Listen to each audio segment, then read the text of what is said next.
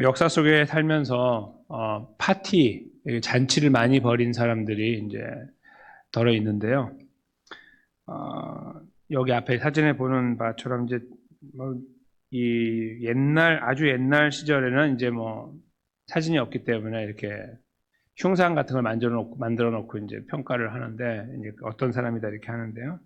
저 중에 네로라는 사람이 있는데요. 네로, 로마 황제 네로, 맨 왼쪽에 위에 있는 사람인데 음악과 연극 그리고 큰 잔치를 매주가 멀다 하고 했던 사람이라고 해요. 네로 우리는 또 폭군으로 알고 있잖아요. 또 클레오파트라 이집트의 여왕 클레오파트라도 이제 실제는 얼굴은 없지만 사치스러운 연애 향락으로 유명했다. 또 로마 귀족 중에 그 칼리굴라라고 하는 로마 황제가 있는데 저기 가운데 이제 톡 튀어나온 머리 그 사람인데 극도의 사치와 향락으로 매번 연애를 베풀었던 인물 이렇게 이제 평가가 됩니다. 세상에서 중세로 넘어오면은 루이 14세라고 하는 이제 맨 오른쪽에 있는 이 사람은 이제 베르사유 궁전에서 항상 무도회와 연회를 자주 열었고 별명이 태양왕이라고 이제 있었다고 하고요. 호화로운 생활을 즐기고 했던 사람입니다. 헨리 8세라고 하는 저 가운데 이제 왼쪽 아래에 있는 영국 왕은 이 사람도 사냥, 뭐 음악 이런 것들을 자주 즐겼던 왕으로 이제 기록이 된다는 거예요. 그리고 이제 엘리자베스 테일러라고 지금 가운데 아래에 있는 사람은 영화 배우지만 파티를 굉장히 좋아했던 사람이다. 이제 이렇게 뭐 휴 해프너 이런 사람들을 이제 평가를 하는데요. 요즘에는 이제 이런 사람의 그 걸맞게 잔치를 하는 사람들은 찾기가 어려운 것 같아요. 제가 이것저것 좀 이렇게 알아보고 이 잔치에 대해서 이렇게 좀 찾아봤는데 이런 사람들 따라갈 사람이 없어요. 바쁘니까. 아, 돈 벌기 바쁘니까 그런지. 근데 그때는 그런 사람 왕이었으니까 뭐 이렇게 부러울 게 없잖아요. 부족한 것도 없고. 그러니까 그냥 맨날 놀면 되는데 이 사람들 요즘에는 이제 그런 사람이 없으니까 어떻게 하든 자기 재산도 유지해야 되고 그러니까 막 그렇게 못 하는 거 봐요. 근데 중요한 거는요. 이 많은 이렇게 많지는 않지만 여기 제가 기록해서 나누어 드린 이런 사람들이 호화롭게 산 것도 맞고 뭐 잔치를 많이 한 것도 맞는데 한 가지 부족한 게 있어요. 그게 뭐냐면 매일 잔치를 하지 못한다는 거예요. 매일. 저런 사람들도. 그러니까 요즘은 당연히 못하고 그때 그 사람들도 매일은 하지 못해요. 왜 그럴까요? 배탈이 날 수도 있고 그리고 병이 날 수도 있고 전쟁이 날 수도 있어요. 갑자기 적이 쳐들어와가지고 또 싸움하러 나가야 되겠네 이런 것도 있잖아요. 왕들은. 그래서 불가능한 거예요. 인간 자체가 갖고 있는 완전성이 떨어지기 때문에 육체가 갖고 있는 한계가 너무 많아서 아무리 돈이 많고 환경이 좋아도 매일은 못한 거예요. 그냥 매일 했다는 기록이 없어요. 이제 저희 성경에 보면은 그 여기 바벨론에서 180일 동안 6개월 동안 잔치를 벌인 게 있는데요. 그거는 맨날 먹고 마시는 그런 잔치가 아니에요. 그거는 이제 오해하는 분들이 있는데 그거는 그런 잔치가 아니라 전략 회의를 한 거라고 제가 예전에 한번 말씀드린 적이 있어요. 6개월 동안 전쟁을 위해서 이제 모였던 시간이죠. 이제 물론 먹기도 하지만 그렇게 불렀던 거지 맨날 하는 잔치는 아니어서 그것도 했다고 맨날 했다고 해도 360을 한 건 아니죠. 겨우 180일밖에 안 되잖아요. 그게 최고예요. 역사 속에서 매일 이어가는 소위 잔치라고 하는 거죠. 저희는 오늘 매일 할 수 있는 잔치에 초대를 받습니다. 바로 지혜가 우리를 초대하는데 어떤 의미에서 그런지 잠깐 들어보겠습니다. 이 지혜가 이제 계속해서 지금 8장부터 의인화돼서 이제 등장을 하잖아요. 지혜가 이제 이렇게 오라고 뭐 나를 받아라, 나를 찾아라, 막 이런 말들을 이제 계속 해왔는데 오늘은 지혜가 잔치를 준비하고 잔치를 배설하고 사람을 초대하는 장면으로 쭉 이제 이야기가 기록되어 있어요. 내용이 그의 집을 짓고 7기둥을 다듬었다 이렇게 표현하고 있는데 지혜가 갖고 있는 완전성을 표현한다고 생각해요. 7개라는 기둥은 견고하고 흔들리지 않는 완전성.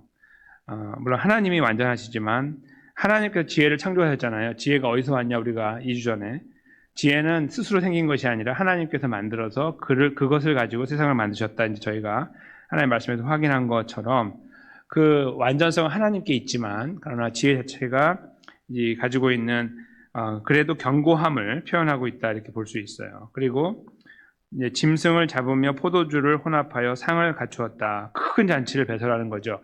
유대인들은 뭐 저희가 알다시피 그 고기를 먹긴 먹었지만 많이 못 먹었다고 그러죠. 그러니까 원래 이제 뭐 가난한 사람들은 그렇게 일반 사람들은 그렇게 됐겠지만 부자들은 먹을 수도 있지만 보편적으로는 지금 미국에서 먹는 것처럼 그렇게 고기를 쉽게 이렇게 얻을 수가 없기 때문에 보통 잔치에 이제 먹는데 그러니까 이런 잔치 같은 때가 이제 고기가 준비되는 거예요. 고기를 잡고 포도주를 혼합하고 상을 갖춘다. 근데 포도주를 혼합한다는 말은 이렇게 이 포도주와 이 포도주를 혼합하는 것처럼 보일 수 있죠. 근데 그런 걸 수도 있겠지만 좋은 포도주를 말해요. 좋은 포도주. 그러니까 이렇게 옛날에 그 포도주 좋은 것을 만들 때는 좋은 퀄리티에 있는 것들을 이렇게 섞어서 아니면 다른 것들을 넣어가지고 더 맛을 냈다고 그래요. 그래서 포도주, 혼합 포도주라는 말은 아주 최상급의 포도주다. 잘 준비된 거다. 이런 표현입니다. 그래서 그런 고기를 잡고 고기를 준비하고 포도주 좋은 걸 준비하고 상을 갖추었다. 이렇게 한 다음에 이 지혜가 자기 여종을 불러요. 야, 일로 와봐. 해서 3절에 저기 제일 높은 데로 가서 사람들이 다 아무도 놓치지 않고 다 들을 수 있도록 저 제일 높은 데 가서 여기 성중 높은 데는 제일 높은 데예요. 원래는 제일 높은 데 가서 이렇게 초대를 해라 하면서 4절 5절을 기록하죠. 어리석은 자는 이리로 돌이키라. 또 지혜 없는 자에게 이르기를 너는 와서 내 식물을 먹으며 내 혼합한 포도주를 마셔라. 여기 보면 어리석은 자와 지혜 없는 자는 같은 의미인데요. 이 특별히 4절에 어리석은 자는 영어로 표현하면 심플이라고 쓰는데 심플. 그거는 단순하다 그런 말도 있지만 이게 짧다 그런 말도 돼요. 생각이 짧다. 그래서 어리석다라고도 이제 표현을 하는데 이렇게 감각을 찾지 못하는 거예요. 이게 옳고 그른지를 잘 몰라서 아무 쪽이나 이렇게 사람들이 많이 가면 다 옳은 걸로 생각하고 뭐 이런 거나 뭐 이런 사람들을 말하는데 그런 사람들을 어리석은 자라고 부르고 또 지혜 없는 자라고 불러요. 그래서 그들을 다 모아서 이쪽으로 오라고 하는 거죠. 5절에 와서 내 식물을 먹으며 내 혼합한 포도주를 마셔라. 그리고 계속 이어서 말하기를 어리석음을 버리고 생명을 얻으라. 명철의 길을 행하라 하느니라.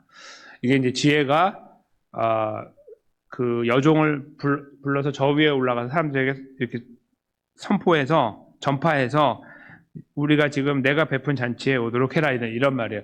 이거를 이제 의인하라고 생각하니까 이제 사람처럼 느껴지지만 만약에 지혜가 이렇게 우리에게 말을 한다면 이게 어떤 의미일까요? 지혜를 가지라는 거예요. 지혜로워야 된다. 삶을 지혜롭게 살아야 된다. 그리고 그 삶을 지혜롭게 살 때 거기 특별히 6절에 보면 생명과 연결될 수 있고 그 길이 평탄할 수 있다 이런 거죠. 생명과 연결되는 길이다 이렇게 볼 수 있어요. 근데 저는 여기에서 무엇에 집중하려고 하냐면 잠깐 보는 곳이 너는 와서 내 식물을 먹으며 내 혼합한 포도주를 마셔라 하는 5절 말씀이에요. 이렇게 잔치에 대한 내용으로 성경에서 많은 부분들을 하나님께서 쓰고 계시는데 여러분 분들을 그 중에 저는 이사야 55장 1절 말씀을 잠깐 읽어드리려고 그래요. 여기 보시면 제가 읽겠습니다. 오라 너희 모든 목마른 자들아 물로 나아오라. 돈 없는 자도 오라. 너희는 와서 사 먹되 돈 없이 값 없이 와서 포도주와 젖을 사라. 여기에 와서 사 먹는데 말이 안 되죠. 돈이 없이 어떻게 사 먹어요, 그렇죠? 돈 없이 값 없이 와서 포도주와 젖을 사라. 와서 잔치에 참여하라는 걸 말하는. 이거는 그냥 주어지는 잔치, 값으로 돈으로 계산되어진 잔치가 아니라 누구에게나 열려있는 잔치를 말합니다. 거기 와서 포도주와 젖을 사라는 이러한 표현을, 이거 이제 하나님께 나오라는 말씀이거든요. 오늘 본문하고 이제 흡사해요. 잔치를 배설하고 그냥 와서 먹게 하는, 풍성함을 누리게 하는 그런 표현인데요. 이사야를 통해 말씀하신 하나님은 나중에 마지막 책인 요한계시록에서 마지막 잔치 자리를 이렇게 표현합니다. 22장 17절인데요. 잠깐 이건 함께 읽겠습니다. 성령과 신부가 말씀하시기를 오라 하시는도다. 듣는 자도 오라 할 것이요 목마른 자도 올 것이요 또 원하는 자는 값없이 생명수를 받으라 하시더라. 아멘. 마지막 순간에 이제 저쪽 우리가 이제 영원히 거할 곳에 가서 이루어지는 내용을 미리 말씀하신 거죠. 값없이라는 표현이 나오죠. 원하는 자는 값없이 생명수를 받아 마시라. 큰 잔치, 이제 마지막이자 인류의 마지막이자 가장 처음, 이제 영원이라는 시간에 가장 처음이라고 볼 수 있는 그때 이루어지는 잔치 자리에 우리를 초대하시는 거죠. 하나님 백성들을. 그 표현을 여기 담아놓고 계십니다. 오늘 지혜가 부르는 것과 매우 흡사해요. 다 잘 준비됐으니 그냥 와서 먹으면 돼. 참여하면 돼. 즐기면 돼. 지혜롭게 살면 돼. 이렇게 말씀하고 계시는 거죠. 여기서 저희가 이 지혜를 생각할 때 항상 이 마지막 부분에 떠올려야 되는 것은 지혜의 궁극, 제일 위는 예수 그리스도라고 저희가 계속 들어왔고 고백하고 믿음으로 그렇게 걸어가고 있습니다. 그렇게 다시 이 잔치를 바라보면 예수님의 초대라는 것을 알게 되죠. 예수님이 우리를 초대하는 것도 이와 같다는 겁니다. 우리를 부르실 때 값없이 지치고 피곤한 우리들을 부르셔서 하나님 백성의 자리에 이끌어 주셨고 성령님을 통하여 그 자리에 우리를 세워주시고 계속 우리를 격려해 주고 계시죠. 그래서 여기서 말하는 지혜로운 자의 길이라는 것은 성경 안의 지혜는 단순히 잘 먹고 잘 사는 세상의 지혜가 아니기 때문에 당연히 깊이 생각해 보면 지혜를 쫓아가는 거기 때문에 예수님을 따라가는 길이에요. 그러니까 성경에서 말하는 지혜로운 길, 여기서 지금 표현하고 있는 지혜를 누리는 이 삶은 오늘 찬송가처럼 고난의 길이에요. 찬송가에 보면요, 내 주를 가까이 하게 함은 십자가 짐같이 고생이라고 그래요. 그렇죠? 그래서 이게 성경을 잘 표현한 거예요. 예수님을 따라가는 길이 물론 행복하고 감사하죠. 감격스러워요. 그러나 현실에서 부딪히는 것은 굉장히 힘들어요. 그걸 말하는 거죠. 그러니까 지혜로운 자의 길은 그래서 정말 똑똑하고 잘 이렇게 뭔가를 판단하는 그런 길이 아니라 이렇게 묵묵한 길이에요. 묵직하게 가는 거예요. 그런데 그 길을 가면서 이제 여러 가지 어려운 시간들도 있지만 계속 그 길을 가는 걸 말하는 거죠. 주님을 따라서. 그게 바로 지혜로운 길이죠. 오늘 여기에서 그 지혜로운 삶을 사는 것을 그렇게 우리는 이해하게 되는 거예요. 그 자리에 우리가 함께하는 은혜를 받게 됐습니다. 그래서 우리는 감사함이 있습니다.